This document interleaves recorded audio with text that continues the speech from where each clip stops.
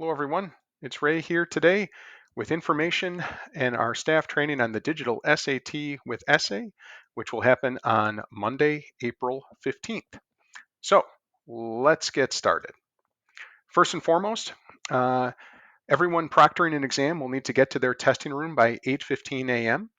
Our students are asked to get to the testing room no later than 8:45 a.m., so normal start time. The test should run from a start time of around 8:45 a.m. till about 12:30 p.m. This is including directions. As you know, each testing room may have a slightly different timing based on when everyone gets in, starts, and finishes. The basic room setup, whether your room has desks or has tables, they all need to face in the same direction. Hopefully, they should face a whiteboard and a clock. Some rooms have to make that decision uh, where the clock is on one side of the room and the main whiteboard is facing in a different direction. Make your best choice possible, but all the students need to sit in a single direction. And the other thing for this test, because it's digital, is you should locate some power outlets. If possible, and this may not be possible in every room, uh, you may want to leave one seat nearest an outlet open as you start laying out the students in the room, the seating chart for the room, in case a student's Chromebook starts losing power. The students have been directed that they can bring their power cords with them, although they should be bringing a fully charged Chromebook. And the reason that we leave that seat open, if it's available, is that if the student's Chromebook starts powering down, we can sit them there and they can plug in. In every room, we will go ahead and put a folder in every room, and this will have a room roster, which is a list of students in your room, and if you were in an accommodated room, if they had any approved accommodations, the sign-in tickets, so another round of sign-in tickets, and blank paper. The students all get one sheet of blank paper, although they can request more as they go.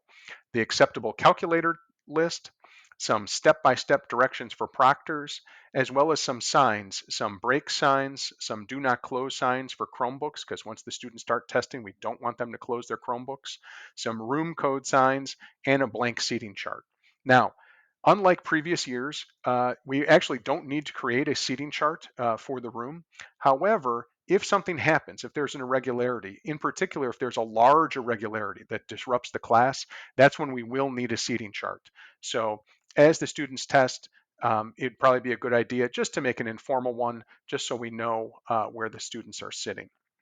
As always, for the SAT, our headquarters, as noted on the upper left of this slide, is in room 255, and that's in case you are missing or in need in any of those items.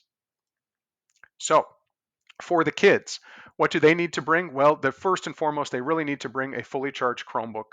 We ask them to bring their IDs for check-in so that we're checking them off. Once again, however, with the digital test, not as needed because the students still have to sign in to access their test. They can bring a calculator from the approved calculator list, pencil, pen, and then we give them scratch paper. If they bring snacks or drinks, that's fine, but we ask that that's out in the hallway. Now, the only other thing they could have with them could be their power cord if they choose to bring it. As we've told them, and most of them know from our classrooms, they should be bringing this only if something's wrong with their Chromebook. Most of our student Chromebooks will have plenty of charge for the full testing.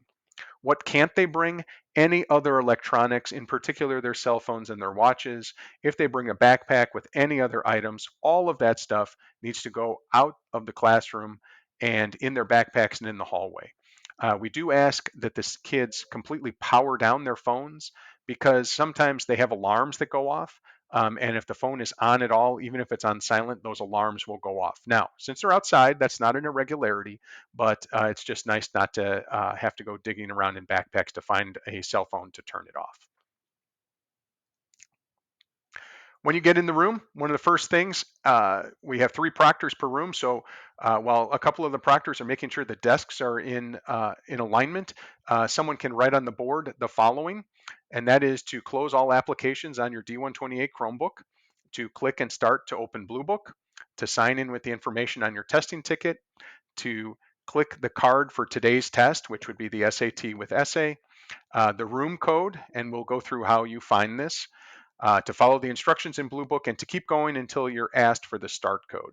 Now, the start code is the actual start of the test, and that will be the last thing you'd actually write on the board, and you won't do that until you're given exact directions to do so. So for the student experience in Blue Book, we've had all the kids do the digital readiness check, and we're working on finishing up the last ones this week. But for the students, to access the test, they actually they log out of Google in their Chromebook, and on the bottom left, they're going to click the button for apps, and they're going to click Blue Book. And this is the software program that College Board has made where they're going to test. So on test day, they're going to log out of everything. A good rule of thumb is also to probably have the students restart their Chromebook so that everything's fresh. And they're going to log into Blue Book, and they're going to click the yellow button that says logging in using a test ticket. They're definitely not going to log into their College Board account because this is a school day SAT, and they have a test ticket. Once they get in, almost all of our students should have completed their digital readiness check, which means that they are ready to test. So they're going to click the yellow button that says check in now. If for whatever reason we have a student that hasn't completed the digital readiness check, they can do it. They can do it on test day. It might take a matter of a minute or two, and we may have a couple of kids that we will tell you have not completed the digital readiness check, and when they come and check into the room, to have them do this immediately. Once again, they're going to have to confirm some personal information. The students mostly have done this already, once again with the digital readiness check, but they still might be asked to confirm some personal information.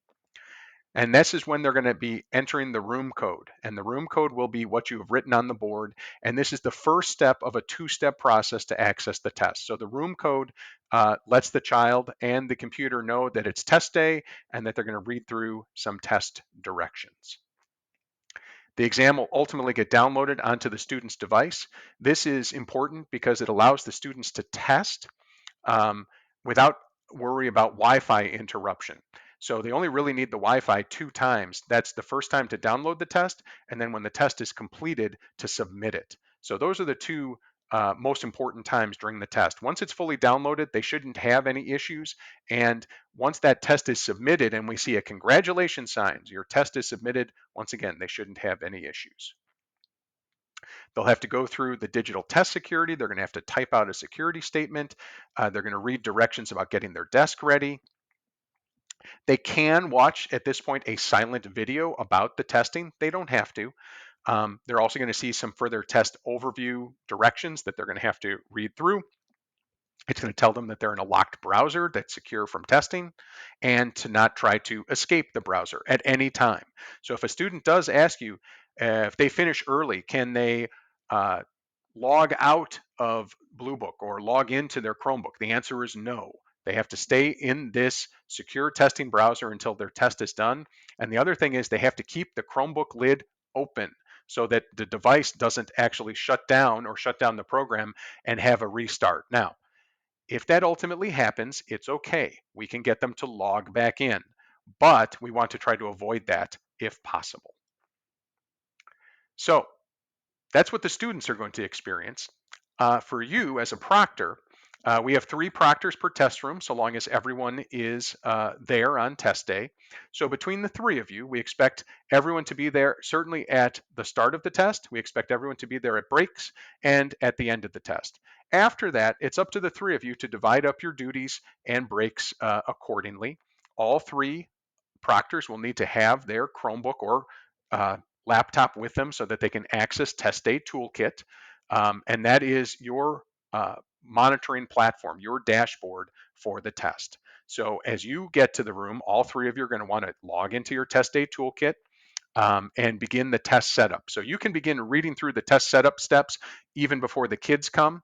And that's where you'll ultimately get the room code, which you'll be able to write on the board and post. So that should be up on the board before the kids ever come into the room. Once the kids come in, you can start telling them, you'll lay out their test tickets on a desk. Once again, it doesn't really matter. We don't have a set seating chart, so you're just going to lay out the test tickets on the desk, and you're going to tell them to read the board where you'll have those directions written, and the kids should start proceeding through the check-in in Blue Book. Ultimately, the kids are going to move from a status of showing up in Blue Book and then being ready to test. And you're going to move them along. You're going to take attendance digitally in Test Day Toolkit, and then move them from their showing up on your roster to their present to their ready to test. And ultimately, once all the kids in your room are ready to test, that's when, through the course of reading directions, you'll be read a start code. And once you read that start code, that's the start code for everyone in the room. The neat thing about digital testing is that there's no master timing. So there's no clock that you have to keep. The computer, the student's own computer, keeps their time. So that's great. We don't have to worry about time anymore because the computer will keep it. The annoying thing about that is it keeps it individually for every student, which means that you could have some students that potentially could be done or access breaks at some slightly different intervals. That's why we are actually testing in classrooms, is to try to keep our cohort of testers very small. Hopefully, you will read the start code when it's appropriate. The students will all enter it at the same time, and their timing will be almost virtually identical. So if you see someone doesn't enter the start code right away or is having difficulty, that's someone you're going to want to work with because their timing is going to be off throughout the rest of the test. You're going to monitor the kids once they begin in Test Day Toolkit, making sure that they're progressing. You literally see as they go through the modules of the test, circulate around the room, making sure that they're keeping their eyes on their own computer and that they're steadily working through. And then lastly, when they're dismissed, the biggest thing is in Test Day Toolkit to make sure that the kids have all successfully submitted their test.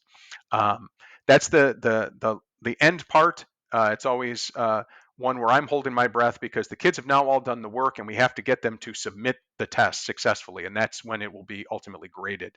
Um, if a student has trouble doing this, they can certainly keep retrying, and ultimately, if they have trouble submitting their test, you're going to take that student with their Chromebook, keeping the top open. You're going to bring them down to room 255 so that myself or our IT staff can help them try to submit that test. This is just a little flow chart provided by College Board talking about for the day a proctor's experience. You can see it talks about getting your room ready, taking attendance, reading instructions, providing the start code, and then monitoring and ultimately dismissing the students. The Test Day Toolkit website is listed here and is certainly one that you'll want to make sure that you have ready to go on test day. When you do log into Test Day Toolkit, you're going to log into Libertyville High School, and our AI code is 142620. And your test is going to be the SAT School Day Spring 2024 primary test. Now, your role will be test proctor. This is a screenshot of mine, so that's why you have test day coordinator there. But that's the test, and then that will allow you to continue. You're going to then go through a series of screens. It's going to take you directly to your room, who's in your room, and you can begin doing all of this work prior to the kids actually getting into the room. So it's going to take you a series of directions to make sure your seats are there, electricity, that your supplies are good, that you have all your materials, that you've distributed your test tickets. This is a picture of a test ticket on the right. That's what the student uses, just like they did when they did their digital readiness check. The students also get one sheet of scratch paper right away. That scratch paper is collected when the tests are done. And if a student does need more scratch paper during the test, you can give it to them. You're going to write those directions on the board as well as the room code once the kids get in there. That needs to be ready to go once the students start arriving. This is a look at the dashboard as the students come in. So it's going to show you on the left-hand side all the students assigned to your room. And once they've put in the room code, okay, you're going to be able to mark them present. So they're going to enter the room code, and that's when you're going to see that they're ready to test. And you're going to then mark them present and then check their progress. And it's going to show you that they're ready to test when they've completed all of the directions. There's, of course, a small script that you're going to have to read. And when you do read this, it's got to be read verbatim, so no ad libbing on it. And once again, um, It talks about what's allowed on desks, what's prohibited, all the things that we've covered already. Eventually, you'll get to that start code, like I said, and that's what does start the individual timing for the test. Once you read it, please write the start code on the board. And then now the students are off and testing, and you can monitor them on your dashboard. So a couple things to I guess, keep an attention here. First off, in the second box here, anything that needs attention, it's going to tell you. So if a kid somehow edits or it has a submission pending before the end, that is something that you're going to want to keep track of, and you want to click and find out what's going on. Um, when we get near the end, anything ready to dismiss, you're going to want to make sure that your submitted count actually matches your room count. And if it doesn't, we're going to want to find out who hasn't successfully submitted, because that kid is not leaving. Don't let them leave the building until we have worked through that, tried to resubmit, as well as ultimately taking them down to IT if they need help. Now, if you get kicked out of Test Day Toolkit, that's okay. You can log back in and you can pick up with this progress. Oftentimes you'll have to reload as you go through, just to make sure that their information is up to date. Because all our kids are in small rooms and because they should be starting at about the same time, they won't leave when they're individually done. So you're going to tell the students just before they start their essay, the last part of the test, that once they finish and submit, to stay in their seats. You'll monitor their progress, and once everyone is submitted, then you can begin the dismissal of the students. Remember, we want to see that screen, that wonderful screen that says congratulations for a successful submission. This is a breakdown of our test. The first two modules are about 32 minutes each, and they're for the reading and writing. The kids have a 10-minute break, and then they have the math, two modules. This test does not have that difference that some of you are used to in the past, which was math had a calculator part and a non-calculator part. That is no longer the case. So they're allowed to use calculators on both modules of the test as they go. And the test will automatically move them from module 1 to module 2 when their time is up. They can use their own approved calculator if they want to. If they don't have it, then they can use the online Desmos calculator. The second break is 5 minutes, and then they have the essay. Now, during the breaks, the students are allowed to stand up, and they're allowed to leave the classroom to go outside if they brought some snacks or water with them, to access that, as well as to use the restroom. Because our kids have slightly different breaks. I might get up 30 seconds because I'm really fast in typing in my start code before the student next to me. Don't have them stay in the room unless they're silent. Okay, they can go out of the room. Um, the computer times their break. So they need to be watching, knowing when to be back in. And this is why it's important to have all of our proctors in the rooms around that break time, to have someone in the hallway to make sure they're like, all right, look, it's about almost 10 minutes since the first person got a break. You all better get back in the classroom, just to help them, because the machine will give them a short grace time that they don't really tell us how long that is. And then it's going to start the math module, whether they are there or not. During the test, if a kid does need to use the restroom or anything else, they can ask your permission to do so. They just don't get any more extra time. There is an essay with this that's required in the state of Illinois. That's 50 minutes. And after that essay, it's the dismissal procedures.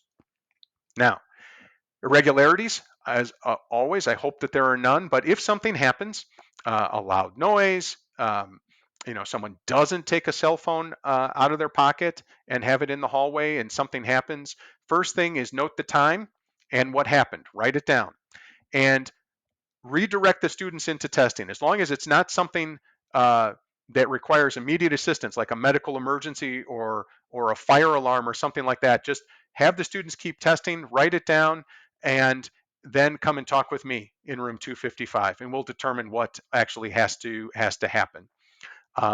Hopefully, we can eliminate almost all of this stuff by making sure that the kids really have nothing with them other than their Chromebooks, a pen or a pencil, their ID, a calculator if they want, and a power cord if they want. Now, if we do have IT problems, we're going to have some of our crack IT staff in room 255 with me. We're going to have a couple of extra student Chromebooks there. The first thing, if a kid can't log into Bluebook, have them restart their device, okay, and have them try that maybe once or twice. The digital readiness check went extremely well from a technology standpoint, so I'm very hopeful that we won't have any tech issues. If that doesn't work, have the kid come to room 255 with their device if they're having troubles getting into Bluebook. If during the test there's a tech problem, send the kid to room 255 right away with their Chromebook. Just make sure to tell them to keep the lid open. You're going to have several signs in the room saying keep the lid open. You want to make sure to keep the lid open on the Chromebook. And lastly, of course, if the student's test will not successfully submit, then at the end of the test, then what you're going to want to do is try a couple times to submit it, and ultimately, if it won't submit, to take the once again the student and their device lid open to room 255. All of this is a huge undertaking, and I know we cannot do it with all of your help. We cannot do it without all of your help. So thank you. I appreciate your attention to this as well as all of your help. And I know I could not be doing it without the tremendous assistance from Sherry Cody, Allison Wilkin, um, and in the PSAT with Eric Marosher and Diana Gratz. So thank you all, and I hope you have a wonderful testing experience. Thank you.